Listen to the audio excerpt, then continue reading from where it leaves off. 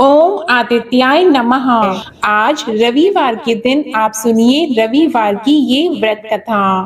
प्राचीन काल में एक राजा था और एक रानी थी। उनके पास सिपाही, घोड़े, दासियां, दास, धन दौलत सब कुछ था, सिर्फ उनकी संतान नहीं थी। इसी कारण वे दोनों राजा रानी बहुत दुखी रहते थे। संतान प्राप्ति के लिए उन्होंने हर तरह के दान, धर्म, धार्मिक अनुष्ठान, जप, मंत्र, पूजा पाठ आदि सब किया, लेकिन इससे उनका कोई फायदा नहीं हुआ। जब राजा और रानी वृद्ध होने लगे तो दोनों को बहुत ही चिंता हो गई। वे दोनों सोच में पड़ गए कि अब हमारे इतने बड़े राज्य का क्या होगा, कौन बनेगा इस राज्य का वारिस, कौन लेगा प्रजा की जिम्मेदारी। राजा और रानी दिन रात इसी चिंता में घुटने लगे। उन्हें खाने और पीने की भी सुध नहीं रहती थी। तो एक सुबह राजा के दरबार में एक साधु आता है तो दासी रानी को इत्तला करती है।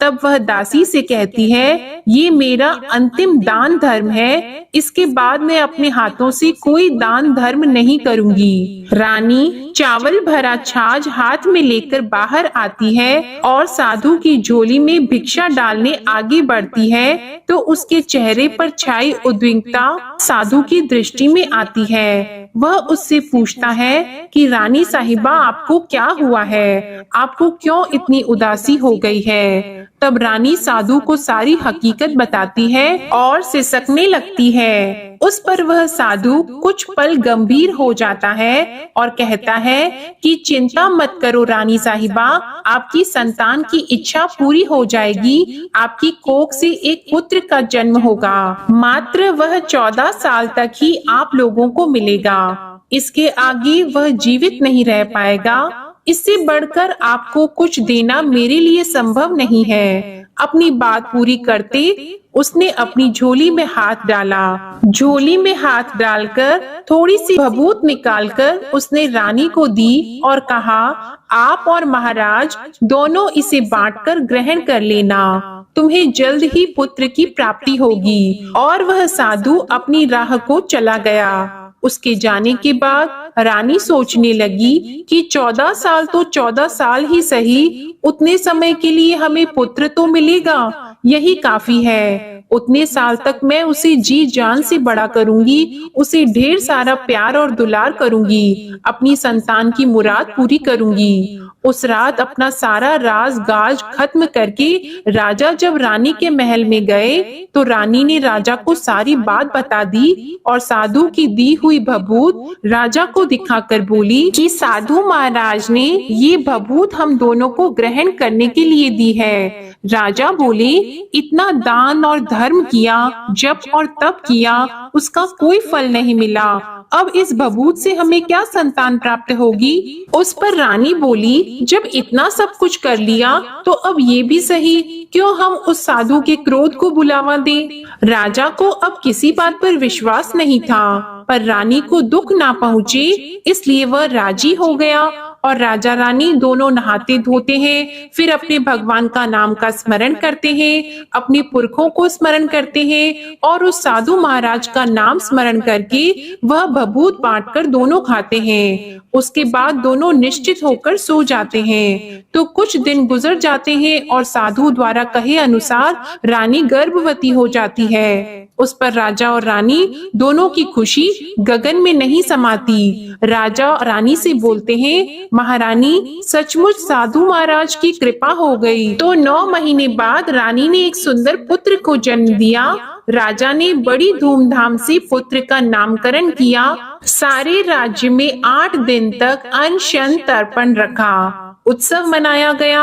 आप पुत्र की कुंडली देखने के लिए राज्य के सबसे विद्वान पंडित जी को बुलाया गया। जो कुंडली देखकर पंडित जी बड़े चिंतित हो गए। कहने लगे, महाराज, हमारा राजपुत्र सिर्फ 14 साल तक हमारे पास रहेगा। राजा को इस बात की भनक तो थी ही, रानी को भी साधु महाराज की बात याद थी। दोनों चुप रह जाते हैं। उसके बाद राजा और रानी बड़े प्यार से बेटे की परवरिश करते हैं, उसकी हर ख्वाहिश पूरी करते हैं और थोड़े समय के लिए ही सही भगवान ने संतान की अपनी मुराद पूरी कर ली। इससे वे समाधान मानते हैं। राजपुत्र दिन प्रतिदिन बड़ा होता है। जब वह 7 साल का हो जाता है तो राजा एक अच्छे गुरु की नियुक्ति करके उसे पढ़ाई लिखाई, घुड़सवारी आदि 12 विद्याओं का शिक्षण देते हैं। जब वह सब शास्त्र विद्या में पारंगत हो जाता है और 12 साल की उम्र का हो जाता है, तब एक अच्छी सी राजकन्या खोजकर उसकी शादी करा देते हैं। तो 2 और साल बीत जाते हैं। बेटा 14 साल का हो जाता है। एक दिन राजपुत्र राजा से बोलता है, पिताजी, मैं अपना सारा राज्य घूमकर देखना चाहता हूँ। आज तक मैंने सिर्फ इस रजवाड़े के अतिरिक्त कुछ देखा नहीं है। बेटे की बात सुनकर राजा चिंतित हो जाते हैं, क्योंकि पुत्र को 14वां साल शुरू हुआ ही था। अब कोई अनहोनी होने का वक्त नजदीक आ पहुंचा था, लेकिन राजा यह सब बातें पुत्र को बता नहीं सकता था। राजा अपने चेहरे पर खुशी लाकर बेटे से कहता है कि हाँ हाँ, जरूर जाओ बेटा, तुम्हें अपना सारा राज्य घूमकर देखना चाहिए। कहाँ क्या है ये सब जानना चाहिए। कल मेरे बाद तुम ही को तो राजा बनना है। मात्र एक बात का ध्यान रखें, तुम जहाँ जा रहे हो, क्या कर रहे हो, ये बात अपनी पत्नी को नहीं बताना। पुत्र कहता है, ठीक है पिताजी, आपने जो कहा है मैं वैसा ही करूँगा। राजपुत्र दिन भर अपनी पत्नी के साथ रहता है, खुशियाँ मनाता है और रात को 12 बजे वह उठकर बाहर चला जाता है। फिर सुबह होने से पहले वापस अपने महल में आकर सो जाता है। ऐसा बहुत दिनों तक चलता रहा और पुत्र का 14वां साल खत्म होने में कुछ ही दिन बाकी रहे थे। इतने में उसकी पत्नी यानी छोटी रानी रात में जाग जाती है। वह देखती है कि बिस्तर पर राजपुत्र नहीं है। वह महल में सब जगह देखती है तो राजपुत्र कहीं भी नजर नहीं आते। तो वह क्या करती, किससे कहती? वह चुपचाप रहती है। फिर वह सुबह होने पर देखती है कि उसका पति अपनी जगह सोया हुआ है। वह पति से कुछ नहीं पूछती है, लेकिन दूसरी रात भी जब वैसा ही होता है, तीसरी और चौथी रात और कुछ दिनों तक ऐसा ही चलता रहता है, तब रानी बहुत ही चिंतित हो जाती है। उसके मन में ढेर सारे सवाल उठते हैं, लेकिन उसे पूछने में डर लगता है। शायद पति गुस्सा कर बैठे। सास ससुर से पूछने के बारे में सोचा तो उसकी कुल मर्यादा बीच में आ जाती थी। तो इस तरह वह मन ही मन घुटती रहती थी। इस हालत में उसे खाने पीने में दिलचस्पी नहीं होती थी। वह दुबली पतली हो जाती है।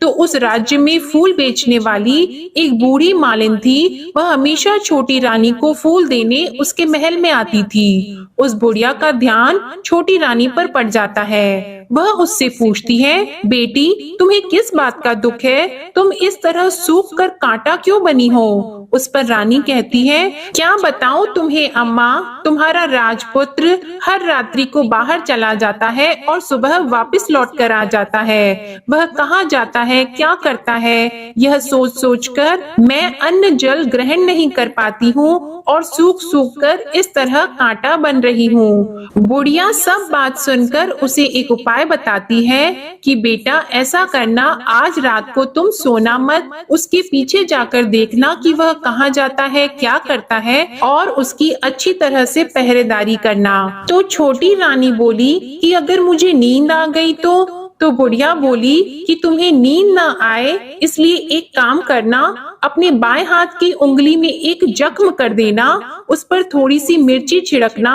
उससे तुम्हें बड़ी जलन होगी और उस पीड़ा से तुम्हें रात भर नींद नहीं आएगी। रानी बुढ़िया के कहे अनुसार वही करती है। उंगली की जलन से उसे बड़ी देर तक नींद नहीं आती, लेकिन बाद में वो सो जाती है। दूसरे दिन सुबह बुढ़िया फूल लेकर उसके महल में पहुंचती है और पूछती है, क्या हुआ बेटी, क्या तुम देख पाए कि पति कहाँ जाता है? रानी कहती है, नहीं अम्मा, पहले कुछ समय जलन के कारण मुझे नींद नहीं आई, पर कुछ देर के पश्चात मैं सो गई। बुढ़िया कहती है, कोई बात नहीं, आज तुम उंगली पर पहले से थोड़ा बड़ा जख्म करना और ज्यादा मिर्च लगाना। तो रानी ने वैसा ही किया, परंतु वह सिर्फ पति को बाहर निकलते हुए देख पाती है, उसके पीछे नहीं जा सकती क्योंकि उसे फिर से नींद आ जाती है। दूसरे दिन सुबह बुढ़िया आती है तो उसके पूछने से पहले ही रानी रोकर कहती है, अम्मा, मैं आज भी उसकी पहरेदारी ठीक तरह से नहीं कर पाई। बुढ़िया कहती है, रोना नहीं बेटी, सब कुछ ठीक हो जाएगा। तुम आज रात जख्म और बड़ा करना और उस पर ज्यादा मिर्ची लगाना, और एक काम करना कि जब वह जाने के लिए निकलता है तब उसका रास्ता रोकना। बुढ़िया ने जैसा बताया रानी ने वैसा ही किया। आज रात उसे नींद नहीं आती है। पति जब रात को महल से निकलने के लिए चलने लगता है तो वह बुढ़िया ने जैसा बताया वैसे ही करती है। दौड़कर जाकर पति का रास्ता रोकती है और कहती है, कहाँ जा रहे हो, किससे मिलने जा रहे हो, मुझे बताओ। राजपुत्र उसे समझाने की बहुत कोशिश करता है। देखो, अगर मैंने तुम्हें यह बता दिया तो मैं तुम्हें दोबारा नहीं मिल पाऊंगा। रानी कहती है, कोई बात नहीं, ना मिल पाओ, लेकिन आप रात के समय कहाँ जाते हो यह मुझे बता दो। राजपुत्र निरुपाय हो जाता है। पत्नी की जिद के आगे उसकी एक नहीं चल पाती। ठीक उसी समय उसका 14वां साल खत्म हो रहा होता है, 15वां साल लगने वाला होता है। जो होता है वह हो जाने दो, यह सोचता है और कुछ चावल मंत्रों से सिद्ध करके पत्नी को देकर कहता है कि इन चावल के दानों को हाथ की मुट्ठी में पकड़ना। पहले दाएं हाथ में पकड़े चावल मेरे ऊपर फेंकना, मैं कौन हूँ तुम्हें पता चल जाएगा। बाद में बाएं हाथ में पकड़े चावल मेरे ऊपर फेंकना, मैं जैसा था तुम्हें मिल जाऊंगा। लेकिन यदि तुम बाएं हाथ के चावल मेरे ऊपर फेंकना भूल गई तो मैं तुम्हें कभी नहीं मिल पाऊंगा। रानी ने कहा, नहीं भूलूंगी। रानी बड़े आत्मविश्वास के साथ यह कहकर दाएं हाथ में पकड़े चावल पति के ऊपर फेंक देती है तो राजपुत्र एकदम एक विशाल घोड़ा बन जाता है। एकदम उम्दा सफेद गर्दन पर लंबी अयाल देखते देखते वह तेजी से दौड़ने लगता है। रानी उस घोड़े को एकदम भौचक्की होकर देखने लगती है और पति ने बाएं हाथ के चावल फेंकने की जो बात कही थी वह भूल जाती है। उसकी आंखों के सामने घोड़ा महल से बाहर निकलकर चला जाता है। घोड़ा जो महल से बाहर जाता है तो वापस नहीं आता। अब रानी को बड़ा पश्चाताप हुआ।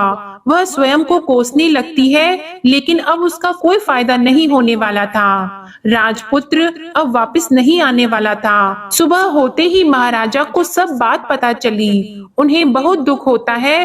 वे बिस्तर पकड़ते हैं और राह देखते हैं कि एक दिन उनका बेटा वापस आ जाए। इस तरह 1 महीना गुजरता है, 3 महीने गुजरते हैं, आखिर 6 महीने पूरे हो जाते हैं। राजपुत्र का कोई अता पता नहीं चलता। प्रधान राजपुत्र को ढूंढने के लिए राज्य के गांव-गांव सिपाही भेजता है, लेकिन उन्हें कोई सफलता नहीं मिलती। इधर रानी अपनी हठ के कारण पति गायब हो गया है, ये सोचकर स्वयं को मन ही मन कोसती है और प्रण लेती है कि कुछ भी करके पति को ढूंढ कर लाएगी और उसे वापस घर लेकर आएगी। एक दिन सुबह उठकर सास ससुर के महल में जाती है और कहती है कि मैं अपने पति की खोज में जा रही हूँ। महाराजा को और क्या चाहिए था, कुछ भी करके उनका बेटा उन्हें वापस मिलने चाहिए था। वे बहू को जाने की अनुमति देकर कहने लगे, बेटी तुम्हें जो चाहे वह करो, जहाँ जाना है वहाँ जाओ, लेकिन हमारे बेटे को वापस लेकर आओ। अब रानी अपना शाही भेष बदलकर एक सेठानी बन जाती है। कुछ दासियों को, कुछ नौकरों को साथ ले लेती है, कुछ सामान साथ ले लेती है और राज्य की सीमा पर जाकर वहाँ एक भोजनालय खोल देती है। वहाँ आने वाले सब यात्रियों को खाना मुफ्त में देने लगती है। मात्र एक शर्त रखी कि खाने वाले को उसकी देखी हुई कोई अजीब चीज उसकी मालकिन को यानी राजकन्या को बतानी पड़ेगी। तो वहाँ आने वाला हर नागरिक अपनी तरफ से मैंने ये देखा, मैंने वह देखा कहकर वहाँ से मुफ्त खाना खाकर जाता था। परंतु रानी को जो बात चाहिए थी वह अब तक नहीं मिली थी। ऐसे ही कुछ दिन बीत गए तो रानी के महल में फूल लेकर जाने वाली बुढ़िया के एक बेटा और बहू थे। उनका एक छोटा बेटा था, यानी बुढ़िया का एक पोता था। तो बेटा और बहू सुबह काम के लिए निकलते थे, तो पोते को संभालने की जिम्मेदारी बुढ़िया पर रहती थी। दिन भर पोते को संभालती थी। एक दिन बुढ़िया को पान खाने की आदत थी, तो पान लगाने के लिए चूना चाहिए था। वह उसे तैयार करने के लिए सीपिये लेकर आई। इन सीपियों को भूनने के लिए गोबर के कंडे चाहिए थे। कंडे इकट्ठा करने के लिए वह बांस की टोकरी लेकर चरवाहे के मैदान में गई। वहाँ बहुत सारे कंडे थे। उन्हें जमा करते करते उसे घर आने में अंधेरा हो गया। इस ओर शाम होते ही काम से वापस आकर बेटा और बहू घर पहुँचे, तो देखा कि बच्चा घर पर अकेला है और रो रहा है। वे दोनों गुस्से से लाल पीले हो गए। इतने में बुढ़िया घर आ पहुंची। बेटे ने पूछा, पोते को घर अकेला छोड़कर कहाँ गई थी? बुढ़िया बताने लगी कि मैं गोबर के कंडे इकट्ठा करने गई थी। इस पर बेटा बोला, दोबारा बच्चे को अकेला घर पर छोड़कर यदि कहीं गई तो मैं तुम्हें बहुत पीटूंगा। बुढ़िया कहने लगी, नहीं बेटा, फिर कभी ऐसा नहीं करूंगी। लेकिन दूसरे ही दिन बुढ़िया वह बात भूल गई और फिर चरवाहे के मैदान पर कंडे इकट्ठा करने चली गई। शाम को जब बेटा और बहू काम से वापस लौटे, तो देखा कि बच्चा घर पर अकेला है और रो रहा है। अब उसके बेटे की सहन शक्ति खत्म होने लगी और बुढ़िया के वापस आने पर उसे घर से निकाल दिया। बुढ़िया रात भर घर के बाहर अंधेरे में बैठी रही और सुबह होते ही हाथ में टोकरी लेकर कंडे इकट्ठा करने के लिए निकल गई। उस दिन उस पर कंडे इकट्ठा करने का मानो पागलपन सवार हो गया था। कंडे इकट्ठा करते करते जब अंधेरा हो गया, उसे मालूम ही नहीं चला। उसे जब ध्यान आया तो गांव का रास्ता भी ठीक तरह से दिखाई नहीं दे रहा था। वह अंधेरे में आंखें फाड़कर देखती देखती किसी तरह आगे निकल पड़ी। तो एक कपिला गाय छन छन की आवाज करते गली की घंटी बजाते ठुमक कर उस मैदान पर आ गई। उसे देखकर बुढ़िया सोचने लगी कि इस गाय के पीछे पीछे जाऊंगी तो गांव तक पहुंच जाऊंगी। तब बुढ़िया उसके पीछे पीछे जाने लगी। वह गाय उस मैदान से लेकर एक एक करके 6 मैदान पार करती है। आखिर में वह 7वें मैदान तक पहुंचती है, तो क्या होता है कि उस मैदान पर एक बड़ा सा पत्थर है। गाय जाकर उस पत्थर को अपना सींग मारती है। जब गाय ने सींग मारा तो वह पत्थर दूर हट गया और पाताल में नीचे जाने की सीढ़ियां दिखाई देने लगी। तब वह गाय उन सीढ़ियों से नीचे जाने लगी। बुढ़िया वह सब देख रही थी और झट से जाके गाय की पूंछ को पकड़ लिया। वह गाय के साथ नीचे पाताल में पहुंच गई और तुरंत ही गाय की पूंछ छोड़ दी और इधर उधर देखने लगी। उसने देखा कि वहाँ दीप और दिए जलते हैं और तेज रोशनी गाय के ऊपर पड़ती है और वहाँ अद्भुत घटनाएं घटने लगती है। गाय के नीचे जाते ही उसके गले में अपने आप सांकल पड़ गई और छमछम करके कोई दूध आड़ी में गाय का दूध दूहने लगा। लेकिन जो भी कोई वह कर रहा है वह मात्र दिखाई नहीं दे रहा है। बुढ़िया बहुत घबरा गई, कहाँ आकर फंस गई यह सोचने लगी और यहाँ वहाँ छिपने के लिए जगह ढूंढने लगी, लेकिन उसे कहीं भी जगह नहीं मिली। हर जगह उजाला ही उजाला था। तो वह एक कोने में खड़ी हो गई और जो कुछ सामने हो रहा था उसे चुपचाप देखने लगी। उसने देखा कि वहाँ एक उम्दा सफेद घोड़ा और 2 कुंड थे। उसमें से एक कुंड में उस घोड़े ने छलांग लगाई और ऊपर आ गया और उस घोड़े को अब राजपुत्र का रूप प्राप्त हो गया। उसने दूसरे कुंड के पानी में स्नान किया, वहाँ रखे नए कपड़े पहने और नजदीक ही एक सुंदर पलंग था, उस पर आकर वह बैठ गया। उसके सामने अपने आप 5 पकवानों की थाली आ गई। दूध की एक प्याली भी आ गई, 5 सुपारी आ गई। उसके सामने एक दिया जलता रहा और राजपुत्र ने खाना खाया, पानी पिया, 5 सुपारी खाई और बिस्तर पर लेट जाने से पहले सूर्य देव का स्मरण करके सामने जलते हुए दिए से पूछा, हे दीपंकर, मेरे माता पिता क्या कर रहे हैं? दिया बताने लगा, बेटे के शोक में डूबे हैं। राज कौन संभाल रहा है? तो उसने बोला कि राज्य प्रधान संभालते हैं। उसने पूछा कि मेरी पत्नी क्या करती है? तो दिए ने बोला कि उसने चौराहे पर भोजनालय शुरू किया है और आते जाते लोगों से वह नई खबर के बारे में पूछती रहती है। दिए के यों कहते ही राजपुत्र कहने लगा कि ठीक है। उसके बाद वह सो गया बुढ़िया कोने में खड़ी हुई सब देख रही थी। ऐसी अद्भुत घटना उसने जिंदगी में पहली बार देखी थी। उसे अंदर ही अंदर चुलबुलाहट होने लगी। वह अपनी भूख प्यास भूल गई और आगे क्या होता है कि उसे उत्सुकता से देखने लगती है। लेकिन उसके बाद और कुछ घटनाएं नहीं घटती। रात गुजर गई और सुबह हो गई। पलंग पर सोया हुआ राजपुत्र उठा और फिर से पहले वाले कुंड में छलांग लगाई।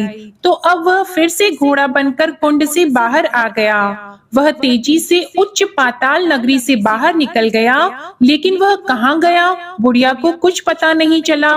उसके बाद पिछली रात की तरह कोई उस गाय को छमछम करके दूध दोहने लगा। जैसे ही दूध दोहना खत्म हुआ, उसके गले की सांकल अपने आप खुल गई और वह गाय तेजी से ऊपर जाने लगी, सीढ़ियों की ओर भागने लगी। गाय को दौड़ता देखकर बुढ़िया सोचने लगी कि अब गाय के साथ यहाँ से ऊपर जाना ही समझदारी होगी, नहीं तो कोई मुसीबत आकर उसके ऊपर टपक जाएगी। झट से उसने गाय की पूंछ पकड़ ली और गाय के साथ ऊपर आ गई। गाय जब मैदान में पहुंची तो उस सुरंग का रास्ता अपने आप बंद हो गया और उसके मुंह पर एक बड़ा सा पत्थर पहले की तरह खड़ा हो गया। ऊपर आकर वह गाय जंगल की ओर निकल गई। इधर बुढ़िया एकदम बावली सी हो गई।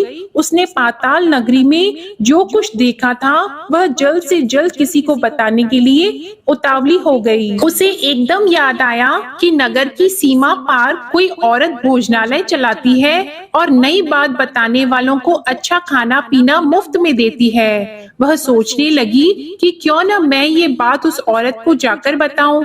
यदि उसे ये बात पसंद आ गई तो बाकी जीवन खाने पीने के झंझट से मुक्ति मिल जाएगी। बुढ़िया ने मन में तय किया और तुरंत उस भोजनालय के द्वार पर टंगे नगाड़े के सामने खड़ी हो गई और जोर जोर से नगाड़ा बजाना शुरू कर दिया।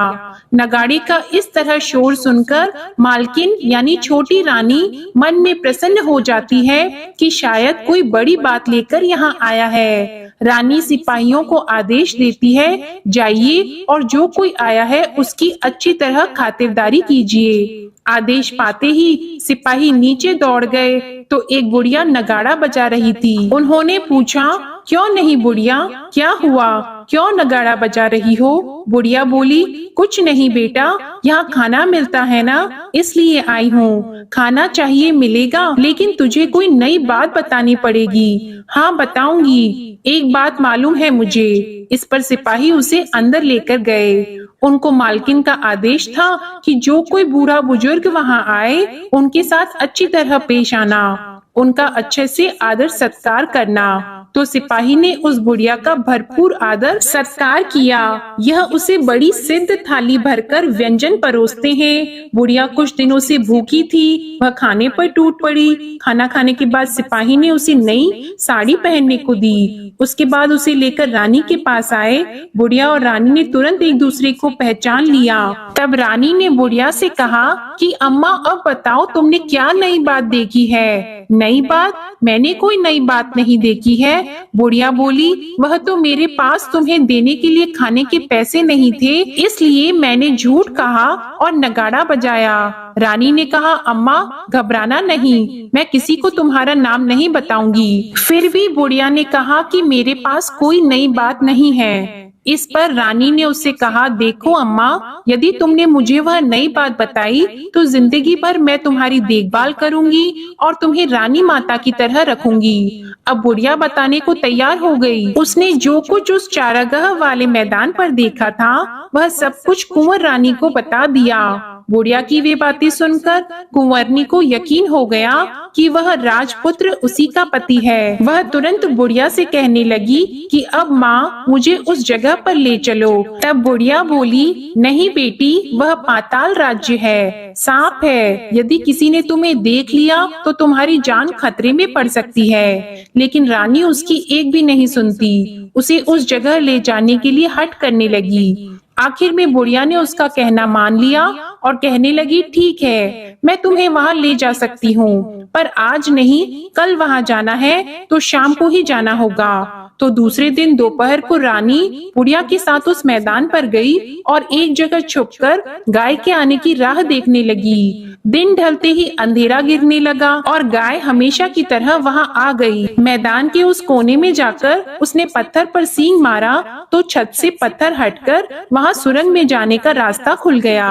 गाय उस रास्ते से नीचे उतरने लगी तो बुढ़िया रानी से कहने लगी, जल्दी आगे बढ़ो, हम गाय की पूंछ पकड़कर नीचे उतरेंगे। तो दोनों गाय की पूंछ पकड़कर नीचे उतर गईं।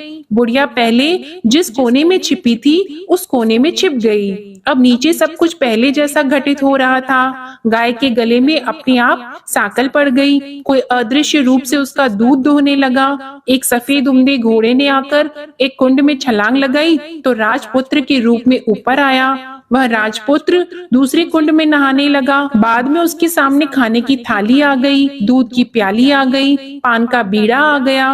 राजपुत्र सब ग्रहण करके सोने के लिए पलंग पर गया तो सोने से पहले सूर्य देव का स्मरण करके वह दिए से पूछने लगा, दीपांकर मेरे माता पिता क्या कर रहे हैं? तो दिया कुछ जवाब नहीं देता बल्कि वह बुझने लगता है। तब राजपुत्र को कुछ घटित हुआ है इसका संदेह हो गया।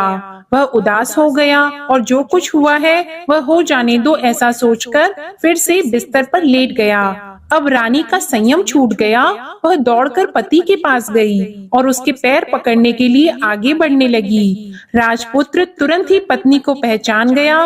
वह छत से पीछे हट गया और चिल्लाने लगा, नहीं नहीं, मुझे मत छूना, सर्वनाश हो जाएगा। रानी दोनों हाथ जोड़कर पति से अपनी भूल स्वीकार करने लगी। स्वामी, मुझसे भूल हो गई। मुझे आपसे नहीं पूछना चाहिए था कि आप रात को कहाँ जाते हो। मैं अपनी भूल स्वीकार करती हूँ। मुझे मेरी भूल की सजा मिल गई है। अब आप घर चलो। आपके वियोग में आपके माता पिता ने बिस्तर पकड़ लिया है।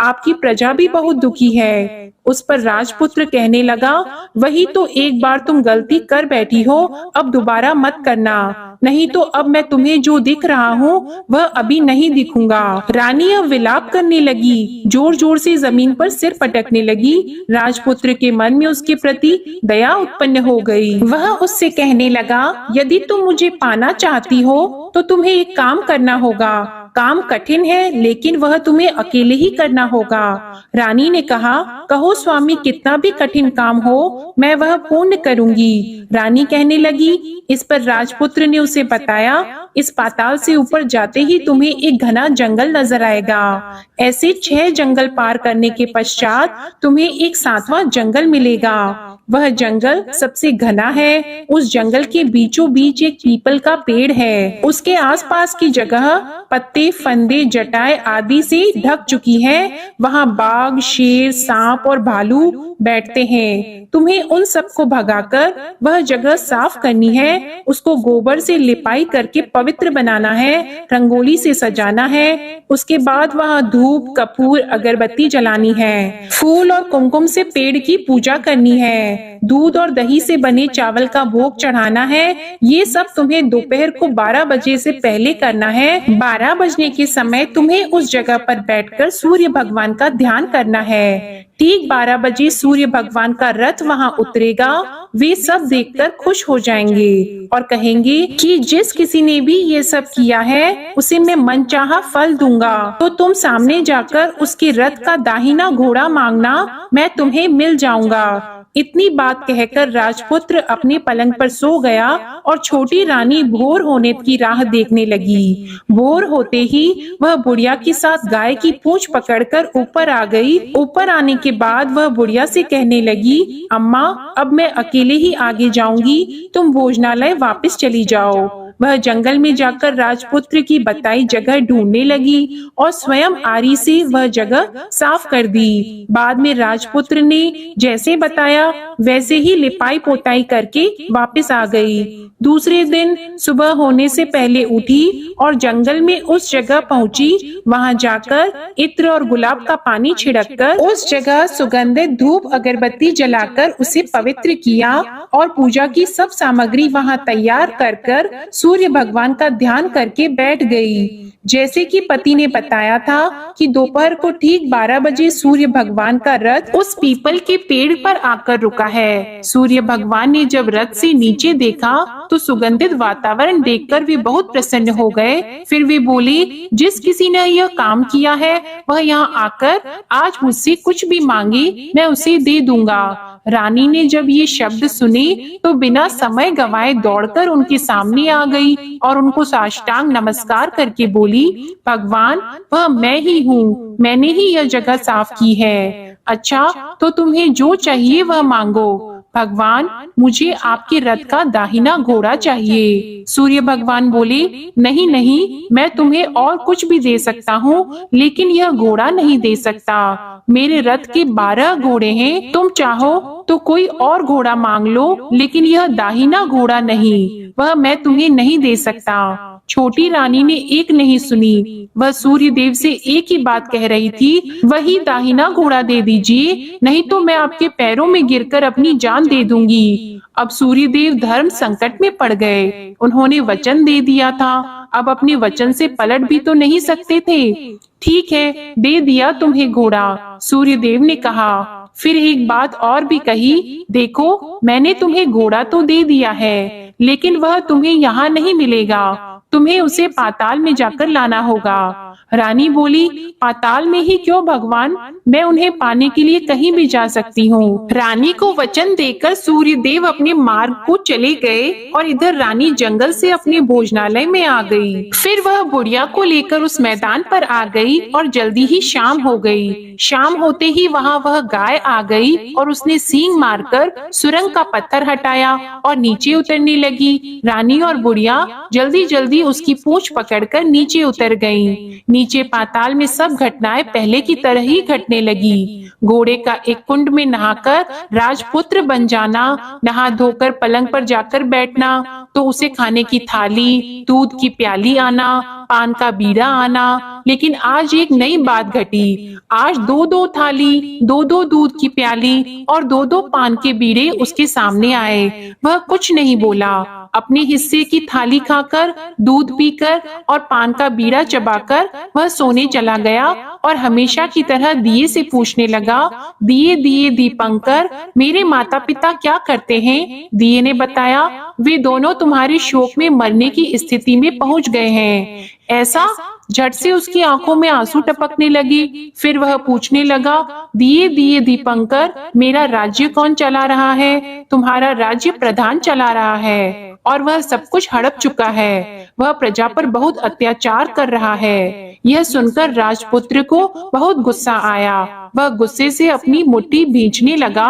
अब वह पूछने लगा, दिए दिए दीपंकर, मेरी पत्नी क्या कर रही है? अब दिया कुछ नहीं बोला और चुप रहा। अब रानी का संयम जवाब दे गया। वह दौड़कर पति के गले लग गई। अब मैं तुम्हें मिल गया। राजपुत्र कहने लगा, सच कहते हो?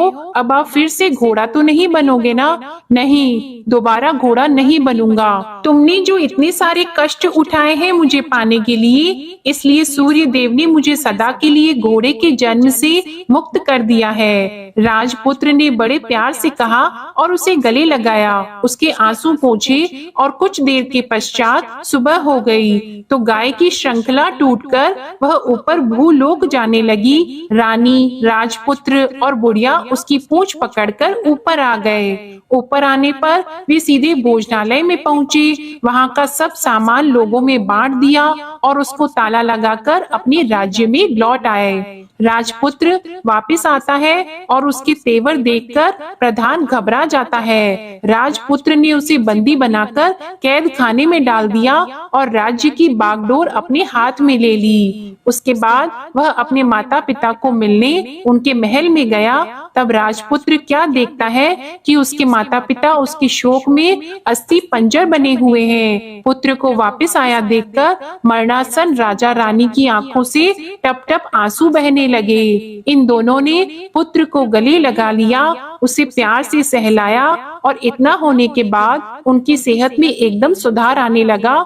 वे अब बिस्तर से उठकर बैठ गए हैं, पुत्र को आशीर्वाद देने लगे हैं। राजपुत्र के आने की खबर तुरंत ही राज्य में फैल गई। प्रजा खुशी से फूली नहीं समाई। प्रजाजन राजमहल के सामने इकट्ठा हो गए। राजपुत्र ने भी उन्हें दर्शन दिए और आज से उन्हें कोई दुख नहीं पहुंचाएगा, ऐसा वचन भी दिया।